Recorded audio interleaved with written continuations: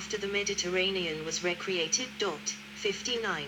At some point the sediments raised the riverbed sufficiently for the river to flow westward into a depression to create Lake Moeris. Lake Tanganyika drained northwards into the Nile until the Virunga volcanoes blocked its course in Rwanda. The Nile was much longer at that time, with its furthest headwaters in northern Zambia. The currently existing Nile first flowed during the former parts of the Würm glaciation period. 7. Integrated Nile.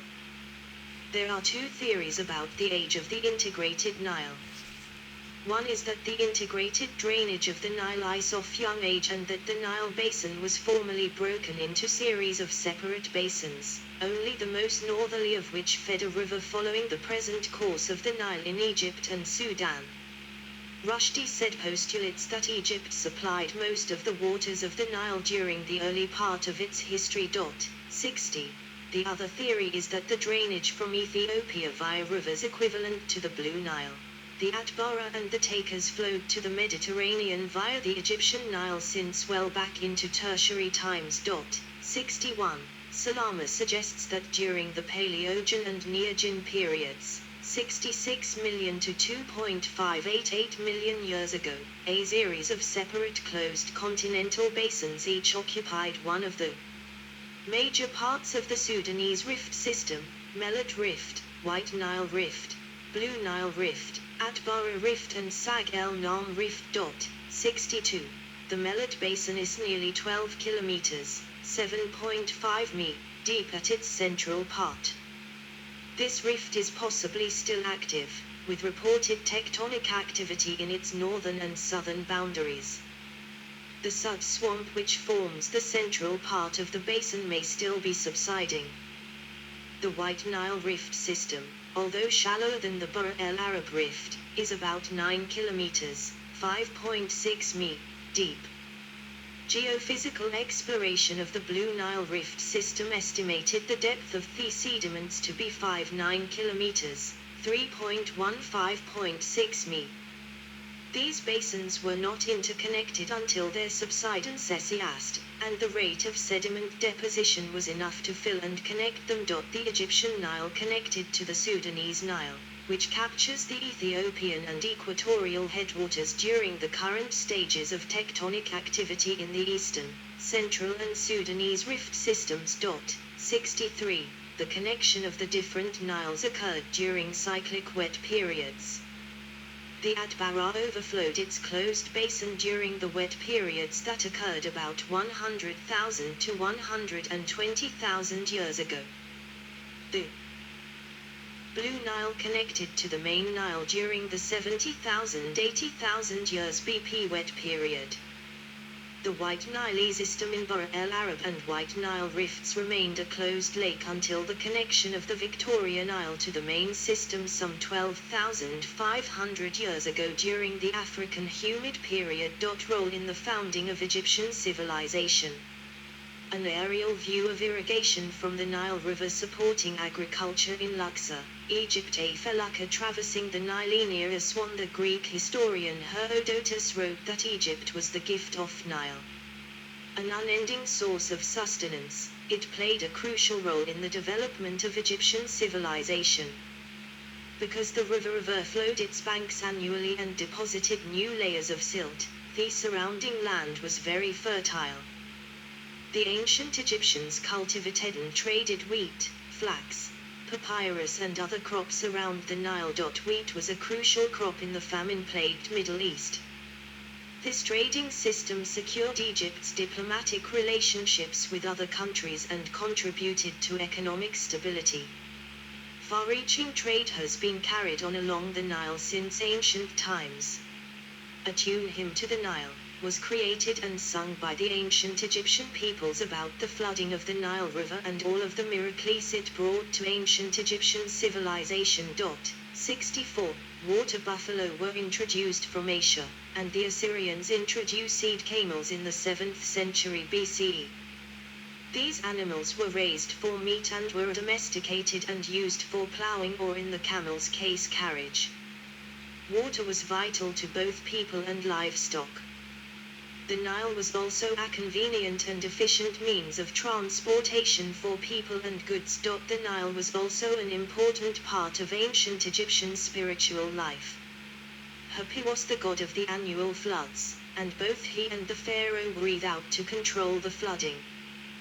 The Nile was considered to be a causeway from life to death and the afterlife. The east was thought of as a place of birth and growth, and the west was considered the place of death, as the god Ra, the sun, underwent birth, death, and resurrection each day as he crossed the sky. Thus, all tombs were west of the Nile, because the Egyptians believed that in order to enter the afterlife, they had to be buried on the side that symbolized death. As the Nile was such an important factor in Egyptian life, the ancient calendar was even based on the 3 cycles of the Nile. These seasons, each consisting of 4 months of 30 days each, were called Akit Peret and Shmu. Akit, which means inundation, was the time of the year when the Nile flooded, leaving several layers of fertile soil behind, aiding in agricultural growth. 65. Peret was the growing season, and Shmu, the last season, was the harvest season when there were no rains. 65. European search for the source. Owing to their failure to penetrate the Sud wetlands of South Sudan, the upper reaches of the White Nile remained largely unknown to the ancient Greeks and Romans.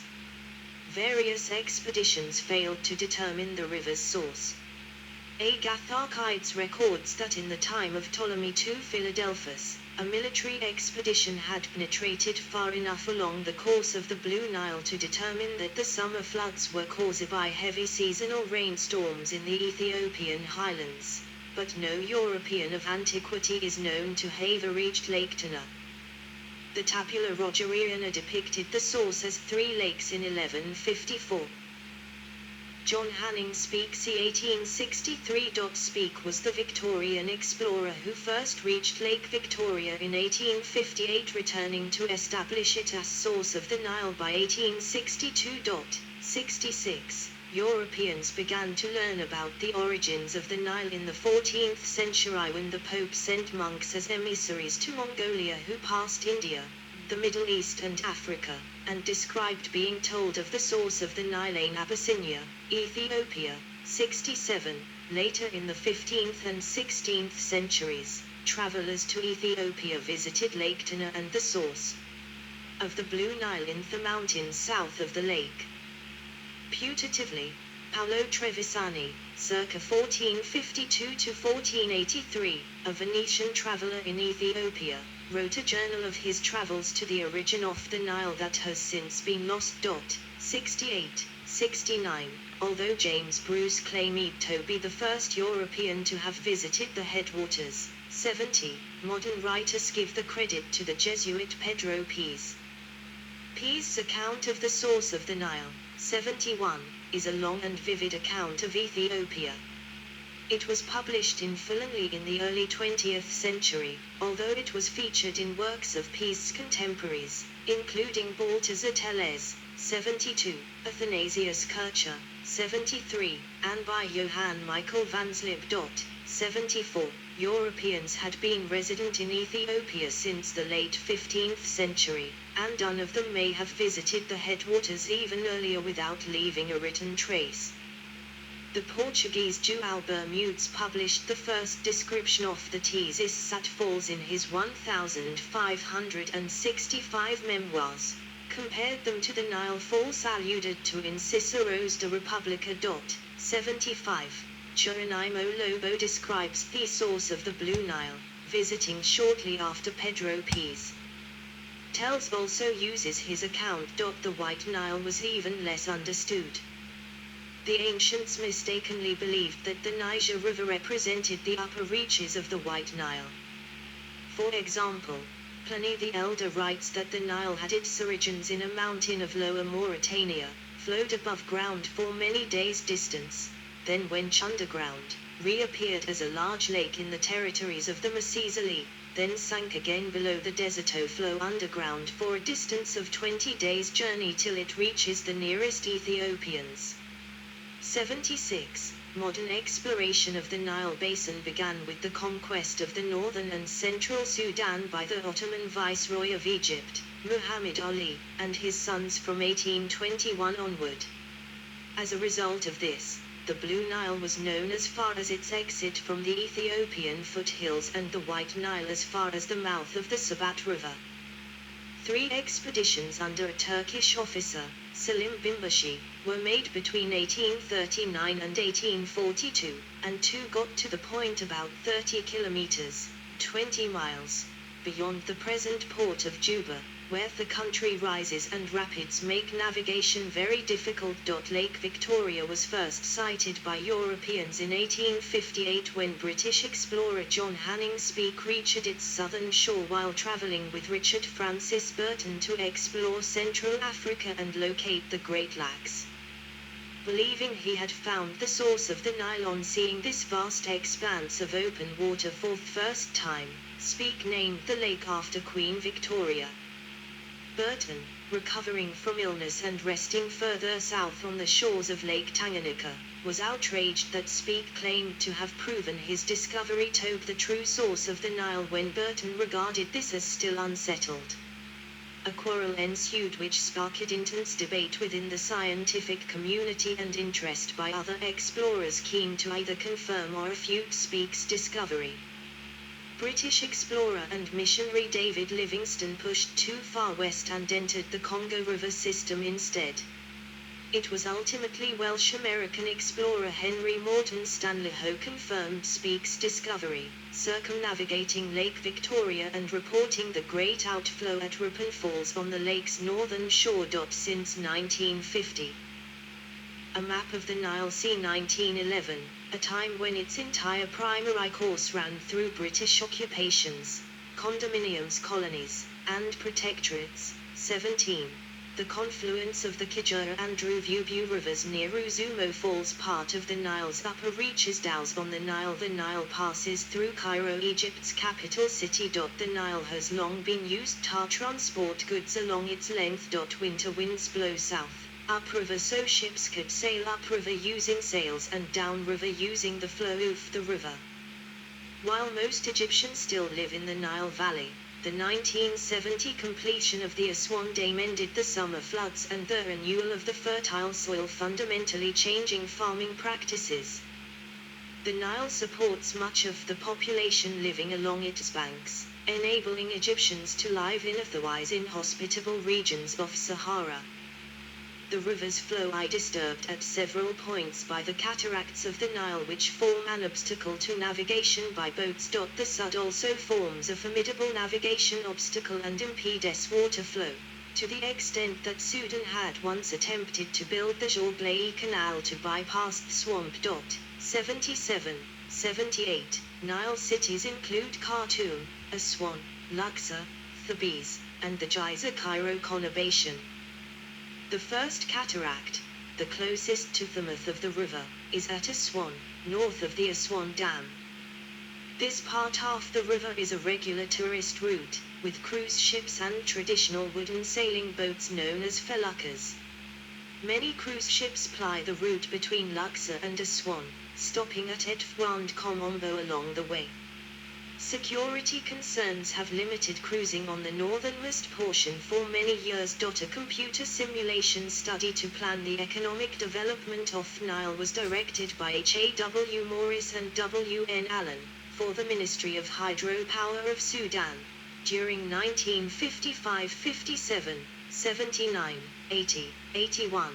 Morris was their hydrological advisor, and Allen his predecessor. The calculations were enabled by accurate monthly inflow data collected for 50 years.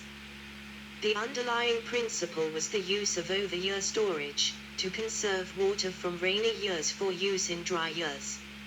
Irrigation, navigation and other needs were considered.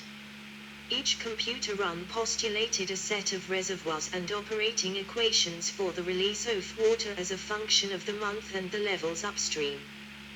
The behavior that would have resulted given the inflow data was modeled. Over 600 models were run. Recommendations were made to the Sudanese authorities. The calculations were run on an IBM 650 computer. Simulation studies to design water reservoirs are discussed further in the article on hydrology transport models, which have been used since the 1980s to analyze water quality. Despite the development of many reservoirs, drought during the 1980s led to widespread starvation in Ethiopia and Sudan, but Egypt was nourished by water impounded in Lake Nasser. Drought has proven to be a major cause of fatality in the Nile River Basin. According to a report by the Strategic Foresight Group, around 170 million people have been affected by droughts in the last century, with 500,000 lives lost. 82. From the 70 incidents of drought which took place between 1900 and 2012, 55 incidents took place in Ethiopia, Sudan, South Sudan, Kenya and Tanzania. 82. Water sharing dispute. Hydropower dams in the Nile. Plushuj Dam under construction in Ethiopia. The Nile's water has affected the politics of East Africa and the Horn of Africa for many decades.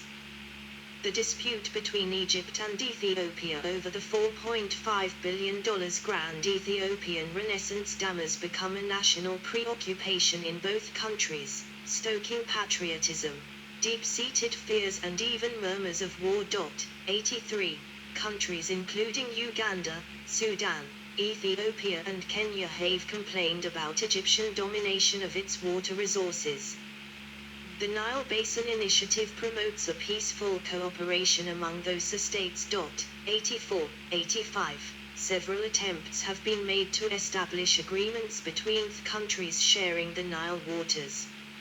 On the 14th of May, 2010 at Entebbe, Uganda, Ethiopia, Rwanda, and Tanzania signed a new agreement on sharing the Nile water, even though this agreement raised strong opposition from Egypt and Sudan. Ideally, such international agreements should promote equitable and efficient usage of the Nile Basin's water resources. Without a better understanding about the availability of the future water resources of the Nile, it is possible that conflicts could arise between these countries relying on the Nile for their water supply. Economic and social developments. 10. Modern achievements and exploration. White Nile. In 1951, American John Goddard together with two French explorers became the first to successfully navigate the entire Nile from its source in Burundi at the potential head springs of the Kigera River in Burundi to its mouth on the Mediterranean Sea, a journey of approximately 6,800 kilometers, 4,200 mi. Their 9-month journey is described in the book Kayaks Down the Nile. 86. The White Nile Expedition, led by South African national Hendrik Coase, navigated the White Nile's entire length of approximately 3,700 kilometers, 2,300 mi. The expedition began at the White Nile's beginning at Lake Victoria in Uganda, on the 17th of January, 2004 and arrived at the Mediterranean in Rosetta 4.5 months later. 87. Blue Nile. The Blue Nile expedition, led by geologist Pasquale Scattaro and his partner, kayaker and documentary filmmaker Gordon Brown, became the first known people to descend the entire Blue Nile, from Lake Tanine, Ethiopia to the beaches of Alexandria on the Mediterranean. Their approximately 5 to 30 kilometer, 3,250 mi, journey took 114 days, from the 25th of December, 2003 to the 28th of April, 2004. Though their expedition included others, Brown and Scattaro were the only ones to complete the entire journey. 88. Although they descended Whitewater manually, the team used outboard motors for much of their journey. On the 29th of January, 2005, Canadian Les Jickling and New Zealander Mark Tanner completed the first human-powered transit of Ethiopia's Blue Nile. Their journey of over 5,000 kilometers, 3,100 mi, took 5 months. They recount that they paddled through 2 war zones, regions notorious for bandits, and rearrested at gunpoint. 89. Crossings. Crossings from Khartoum to the Mediterranean Sea.